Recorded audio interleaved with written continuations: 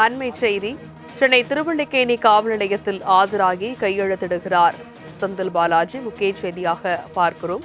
சென்னை திருவல்லிக்கேணி காவல் நிலையத்தில் ஆஜராகி கையெழுத்திட வருகை புரிந்திருக்கிறார் செந்தில் பாலாஜி. விவரங்களை செய்தியாளர் ராகவேந்தர் உரைக்கு கேட்கிறார். ராகவேந்தர், செய்தி குறித்த விவரம்.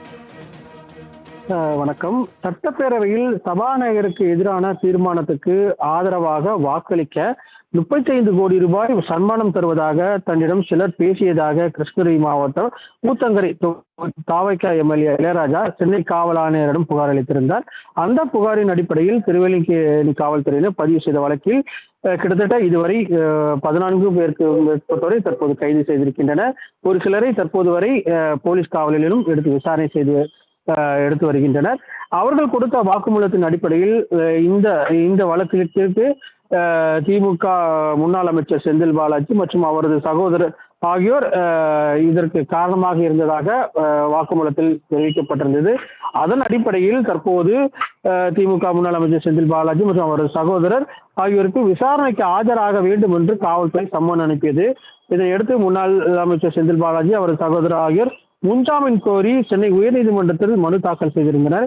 இந்த மனுவை 8ஆம் தேதி விசாரித்த உயர்நீதிமன்ற நீதிபதி இளந்திரையன் இருவருக்கும் நிபந்தனை முன்ஜாமீன் வழங்கினர். அதன்படி சென்னை முதன்மை அமர்வு நீதிமன்றத்தில் சரணடைந்து முன்ஜாமீன் நேற்று வழங்கியிருந்தனர். சான்றளிக்கப்பட்ட உத்தரவு நகல் கிடைத்த 15 நாட்களுக்குள் சென்னை முதன்மை அமர்வு நீதிமன்றத்தில் சரணடைந்து 25,000 ரூபாய்க்கு உண்டான சொந்த ஜாமீனும் அதே தொகைக்கான 2 நபர் ஜாமீனும் செலுத்த வேண்டும் என்றும் மறு உத்தரவு பிறப்பிக்கும் வரை தினமும் காலை 10:30 மணி முதல் மாலை 5:30 மணி வரைக்கும் திருவல்லிக்கேணி காவல் நிலையத்தில் ஆஜராக கைதிட வேண்டும் என்று தெரிவிக்கப்பட்டது. விசாரணைக்கு ஒத்துழைப்பை வழங்க வேண்டும்.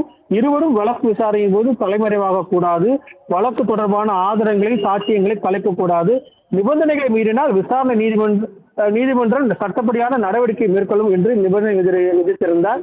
இதனையடுத்து தற்போது இந்த காலை 10:30 மணி அளவில் செந்தில் பாலாஜி அவரது சகோதரருடன் இருந்து தற்போது திருவல்லிக்கேணி காவல் நிலையத்தில் கையெழுத்திட்டு வருகிறார். மேலும் அவரிடம் சில தற்போது வரை எதுவும் விசாரணைக்கு என்று தற்போது வரை எதுவும் உத்தேசிக்கவில்லை என்று திருவல்லிக்கேணி போலீசார் தரப்பில் தெரிவிக்கப்பட்டிருக்கு.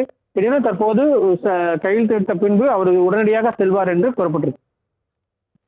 விவரங்களுக்கு நன்றி ராகவேந்தர்.